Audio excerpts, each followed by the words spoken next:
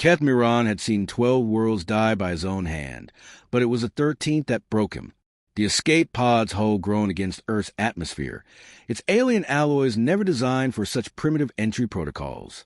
Inside, what remained of a once-elite soldier, the hegemony clutched a failing neural interface, his elongated fingers trembling as gravity pulled him toward a world he had never meant to save.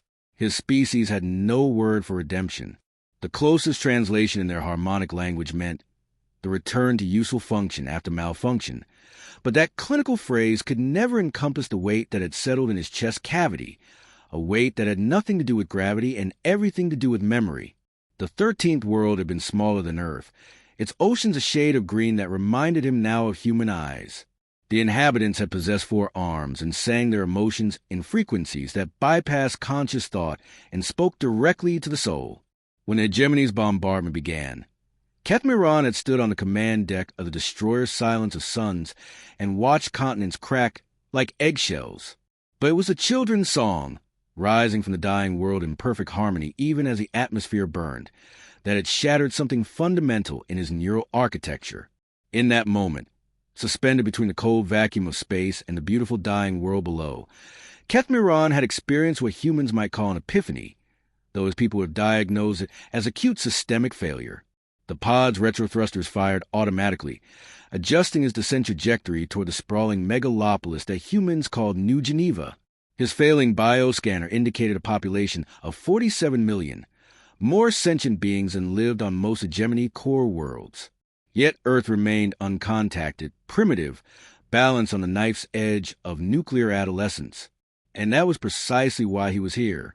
3 days after his neural breakdown, still confined to medical isolation aboard the Silence of Suns, Kethmiron had access to hegemony's deep-time computational networks. What he found in those quantum calculations had sent ice through his circulatory system. Earth's impending Third World War, a conflict his own strategic models indicated would begin within the next 72 standard hours, would trigger a cascade failure in the galactic sentience web. The math was elegant and terrible. Earth's destruction would destabilize the local cluster's quantum consciousness field. The ripple effects would propagate through subspace, causing every telepathically enabled species within 50 parsecs to experience spontaneous neural collapse. The hegemony itself would fall within a decade, its billion-world empire reduced to scattered, mindless colonies. The irony was perfect. In their systematic elimination of chaotic civilizations, the hegemony had unknowingly been approaching the one world whose destruction would destroy them all. Kethmiron's pod touched down in the ruins of what had once been downtown Detroit, its stealth systems engaging automatically to bend electromagnetic radiation around the craft.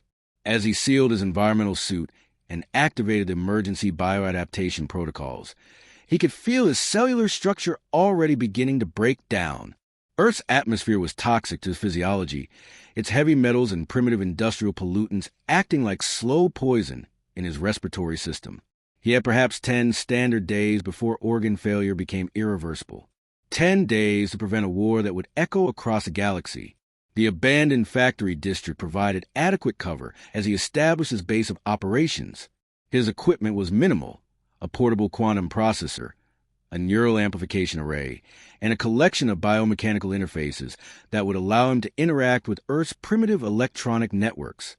Everything had been salvaged or stolen during his desertion, cobbled together from surplus military hardware and civilian components.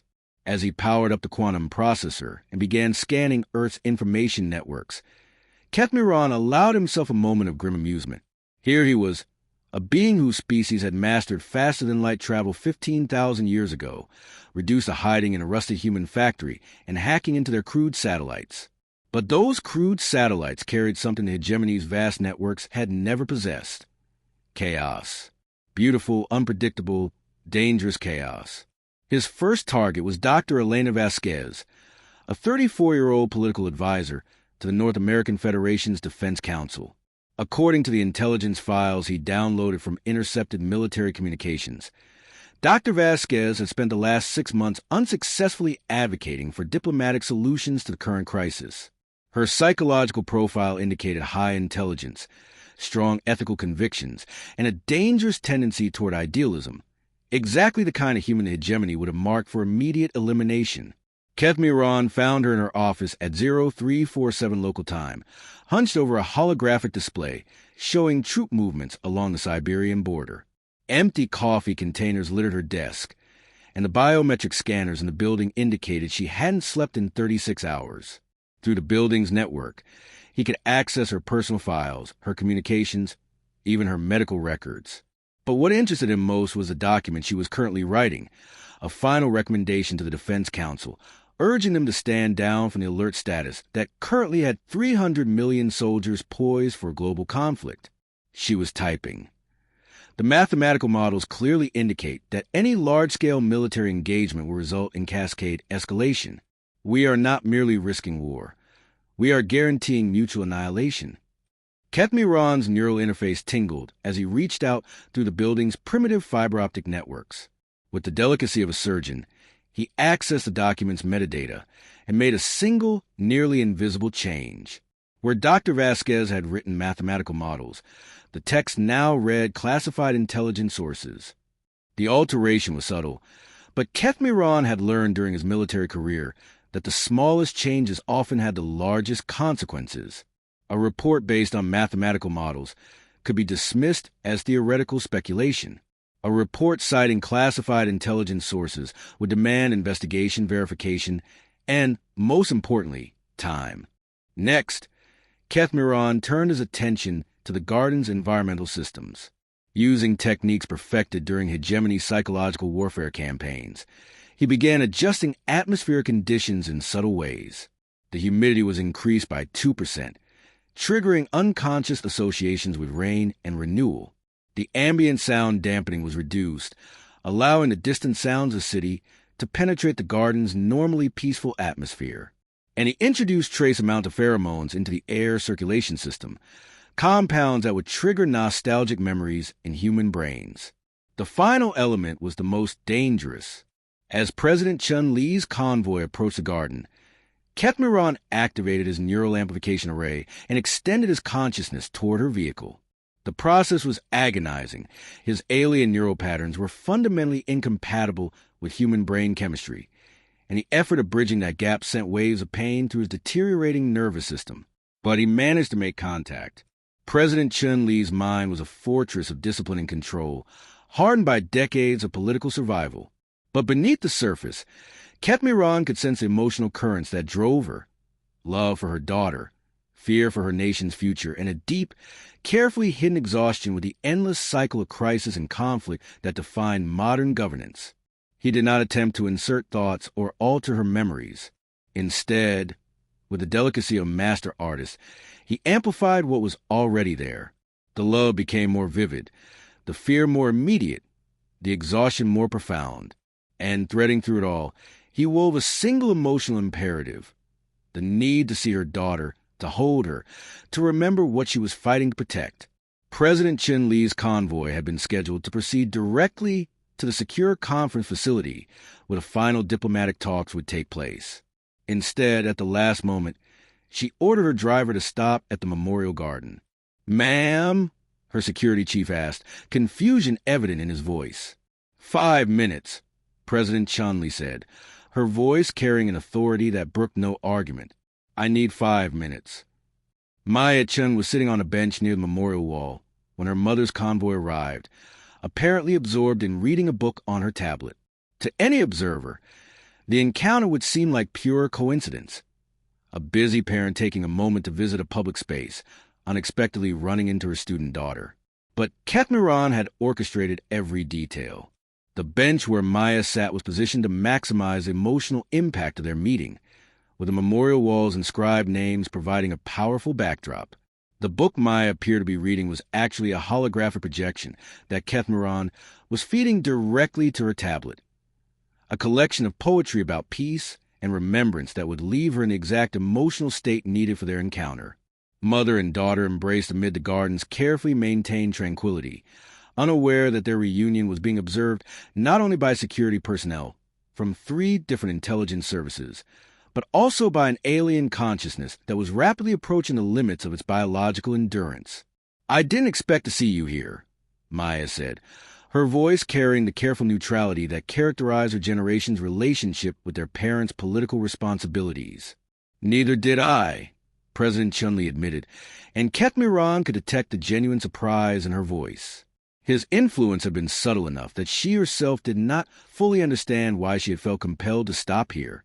They talked for exactly 4 minutes and 37 seconds. The conversation was ordinary by human standards, a discussion of Maya's studies, her mother's concerns about the current political situation, their plans for a family dinner that might never happen. But Kethmiran monitored President Chun-Li's biometric signatures throughout the exchange, watching as her stress hormones decreased and her emotional centers activated patterns associated with protective behavior. When they parted, President Chun-Li's convoy proceeded to the conference facility as scheduled. But Kethmiran's neural monitors indicated that something fundamental had shifted in her psychological state. The abstract concept of protecting the Pacific Coalition's strategic interests had been replaced by the much more concrete imperative of protecting my daughter's world. The change would have been undetectable to human observation, but Kethmiran's analysis suggested it might be enough to alter the conference's outcome. He had gambled everything on a 4-minute conversation between a mother and daughter, and now he could only wait to see if it had been enough. The final diplomatic talks began 12 hours later in a conference facility that had been constructed specifically for high-security international negotiations. The building itself was a marvel of human engineering, designed to be completely isolated from external electromagnetic interference. No signals could enter or leave without authorization, making it impossible for Kethmiran to monitor the proceedings directly. But he didn't need to. His quantum processor was tracking secondary indicators across the planet's information networks, the shifting patterns of military communications, the fluctuating prices in global financial markets, the subtle changes in governmental press releases. Each data point was a fragment in a vast mosaic that revealed the shape of humanity's immediate future. For the first 6 hours, the pattern remained unchanged. The talks proceeded according to the predicted script, with each side maintaining positions that were fundamentally irreconcilable. The European Federation demanded withdrawal of Pacific Coalition forces from the disputed Arctic territories. The Pacific Coalition insisted on guaranteed access to the rare earth mining operations in Siberia. The North American Federation wanted assurances that neither of its rivals would gain unilateral control over the quantum computing facilities in Central Asia. None of these demands could be satisfied without one side accepting strategic disadvantage, which meant the talks were essentially elaborate theater performed for the benefit of history. When they concluded with the inevitable failure to reach agreement, each superpower would be able to claim they had exhausted diplomatic options before resorting to military action. But in the 7th hour, something changed. Kethmiran's monitoring systems detected an anomaly in the Pacific Coalition's communication patterns. Instead of the expected preparation for final military authorization, their secure network showed signs of internal discussion. Not argument, exactly, but the kind of intensive consultation that suggested sudden uncertainty at the highest levels. The pattern crystallized 2 hours later, when President Chun-Li emerged from the conference facility and made an unscheduled statement to the assembled media representatives. The Pacific Coalition, she announced, is prepared to accept a 48-hour extension of the current talks, conditional on similar commitments from our partners. The statement sent shock waves through the global information networks. Within minutes, both the European Federation and the North American Federation had agreed to the extension, though their official statements made clear they considered it a gesture of goodwill rather than a sign of optimism. 48 hours was not much, but it was more time than Kethmiran had dare hope for. And more importantly, it proved that the system was not as rigid as it appeared. The machinery of war could be slowed, if not stopped, but the effort had cost him dearly. His third major organ system, the neural cluster that regulated his body's quantum-level functions, was now showing signs of critical failure. Without it, he could no longer interface properly with Earth's electromagnetic spectrum, leaving him increasingly blind to the electronic networks that had been his primary means of influence. He had perhaps 36 hours before complete biological collapse, and Earth's fate would be decided within 48 hours. The mathematics were unforgiving. That night, as he huddled in his deteriorating shelter amid the ruins of Detroit, Ketmiron made his final calculations. Every scenario he modeled led to the same conclusion. Preventing Earth's war would require one last intervention, and that intervention would almost certainly kill him. The target was obvious. Deep beneath the Swiss Alps, in a facility that officially did not exist, the Global Crisis Management System waited in armed readiness. GCMS was humanity's ultimate failsafe, a quantum computer network designed to maintain governmental continuity in the event of global nuclear exchange. But it was also the key component in each superpower's first strike capability, the system that would coordinate the precise timing needed to maximize damage while minimizing retaliation. GCMS was isolated from external networks, protected by both physical barriers and electromagnetic shielding that would defeat any conventional attack. But Ketmiron was not planning a conventional attack. His neural amplification array, pushed beyond all safety parameters, might be able to generate a quantum-level pulse that could penetrate GCMS's defenses. The pulse would not destroy the system. That would only hasten the war's arrival, but it could introduce critical errors into the timing calculations that govern first strike protocols. Without precise timing, nuclear warfare became a game of mutual suicide rather than strategic advantage. And humans, despite their many flaws, were not quite stupid enough to commit conscious suicide. The plan would require him to travel to Switzerland and position himself within 50 kilometers of the GCMS facility. His failing life support systems would not survive the journey, which meant he would have to abandon his environmental suit and expose himself directly to Earth's toxic atmosphere. He would die, probably within hours, but his death might buy Earth the time it needed to step back from the brink. As he prepared for the journey, Ketmiron found himself thinking about the 13th world again. The green oceans, the singing children, the perfect harmony that had risen from a dying planet. He had been unable to save them, but perhaps their memory could help him save another world. The journey to Switzerland took 18 hours and consumed the last of his suit's power reserves. By the time he reached the Alpine facility, his primary circulatory system was failing and his vision was beginning to blur. But his neural amplification array was still functional, and the quantum computer networks buried beneath the mountain were precisely where his stolen intelligence data had indicated they would be. The facility was, predictably, invisible from the surface. But Ketmiron's bioscanner could detect the massive electromagnetic signatures generated by GCMS's quantum processors, humming with calculations that would determine humanity's fate.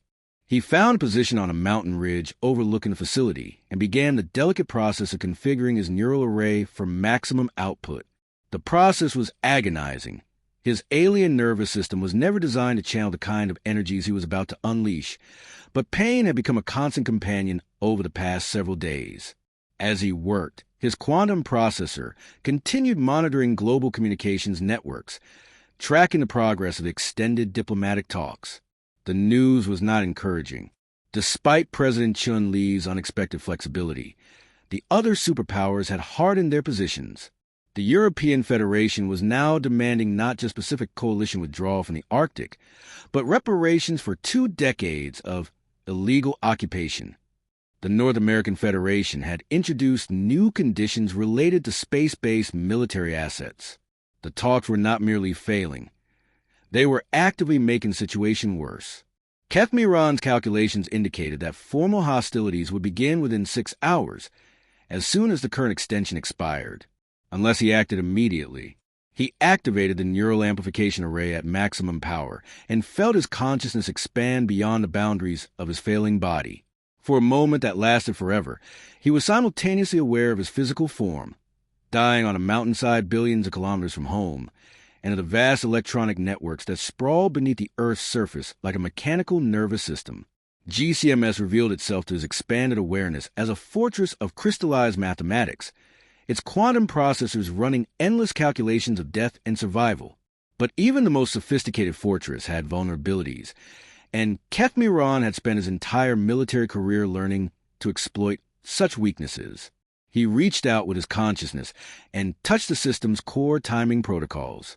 The changes he made were infinitesimal, nanosecond delays introduced into critical calculation cycles, tiny errors in the mathematical constants that govern nuclear trajectory calculations. No single alteration would have been detectable by human diagnostics, but collectively they would make precise first-strike timing impossible. The effort shattered his nervous system. Keth Miran felt his consciousness fragmenting, pieces of his identity scattering like leaves in a stellar wind. But as his awareness faded, he could sense the changes propagating through GCMS's networks, introducing the beautiful chaos that would make humanity's ultimate war too dangerous to fight. He died as the sun rose over the Swiss Alps, his alien body finally succumbing to the toxic atmosphere of a world he had tried to save. The crisis continued for another 14 hours before it finally broke. President Chun-Li, returning to the conference facility for what everyone expected to be the final session before war was declared, found herself facing a room full of military advisors who were suddenly uncertain about their capabilities. The GCMS system had developed what technicians described as minor timing anomalies. Nothing that would prevent a retaliatory response, but enough to make first-strike calculations unreliable. How unreliable? Chun-Li asked. "We can still destroy them," her military chief replied. "But we can't guarantee they won't destroy us in return." Similar conversations were taking place in conference rooms in Brussels and Washington. The mathematics of nuclear warfare depended on precise timing and accurate targeting, and GCMS's mysterious malfunctions had introduced unacceptable variables into those calculations. When extended talks resumed, the tone was different. Not peaceful. The underlying conflicts remained unresolved, but sobered. The superpowers found themselves negotiating not for victory, but for ways to manage their disputes without triggering mutual annihilation. Dr. Elena Vasquez, watching from her office in the North American Federation's diplomatic complex, felt a strange sense of déjà vu as she observed the proceedings. Something had changed in the past few days, though she couldn't identify exactly what. The same leaders were making many of the same arguments, but the emotional temperature had somehow decreased. "Maybe we just got lucky," she murmured to herself, then returned to drafting the framework for what the media would eventually call the Geneva Accords, a complex arrangement of mutual monitoring systems and graduated response protocols that wouldn't solve Earth's problems, but might prevent them from becoming unsurvivable. General Webb, watching the news coverage from his compound in California, raised a glass of bourbon to the memory of his daughter and wondered why the current crisis felt different from all the others he had lived through. There was something in the air, he thought. Not hope, exactly, but perhaps the absence of particular despair that had seemed inevitable just a few days ago. President Chun-Li returned to her family that evening with news that would not be made public for several more hours. The three superpowers had agreed to a permanent de-escalation protocol, backed by automated systems that would make accidental war nearly impossible. It wasn't peace. Earth was still a planet divided by nationalism, resource competition, and ideological conflict. But it was survival. "How did you do it?" Maya asked over dinner, her tone carrying a mixture of pride and amazement. "I'm not sure we did," her mother replied honestly. "Sometimes I think the universe just decides to give you another chance." 3 months later, a maintenance crew working the ruins of Detroit discovered what appeared to be wreckage from an experimental aircraft. The materials were unusual, alloys that didn't match any known manufacturing processes, but the site was contaminated with industrial toxins, making detailed investigation impossible. The wreckage was classified as aerospace debris of unknown origin and filed away in a government warehouse, where it joined thousands of other mysteries that bureaucracies prefer not to investigate. But sometimes late at night, when the wind blew through the abandoned factories of Detroit, witnesses reported hearing something that sounded almost like singing, a harmony of voices in frequencies that bypassed conscious thought and spoke directly to the soul. Dr. Vasquez, working late in her new office at the International Peace Monitoring Institute, occasionally paused in her work to listen to those reports. She had become something of an expert on the unexplained events surrounding the crisis that hadn't quite become a war, and she had developed a theory that she shared with no one. "We weren't saved," she wrote in a private journal that would never be published. "We were given a chance to save ourselves. The question is whether we'll be wise enough to take it." The question remained unanswered, but for the first time in decades, it was being asked. And sometimes, as Keth Miran had learned in his final moments, the asking was enough. In the quantum foam that underlies all reality, where consciousness touches the fundamental structures of existence, Something that had once been an alien soldier continued to exist as a pattern of organized information, not alive in any biological sense, but not entirely gone either. A memory embedded in the fabric of space-time itself, forever listening for the songs that dying worlds sang in their final moments. Earth's song continued, chaotic and beautiful and utterly unpredictable. And in the spaces between notes, where possibility lived and breathed and waited for the future to decide itself, the echo of an alien sacrifice whispered a single truth that humans were only beginning to understand. Redemption was not about erasing the past, but about choosing in each moment to be worthy of the chance to try again. The universe held its breath and waited to see what they would choose.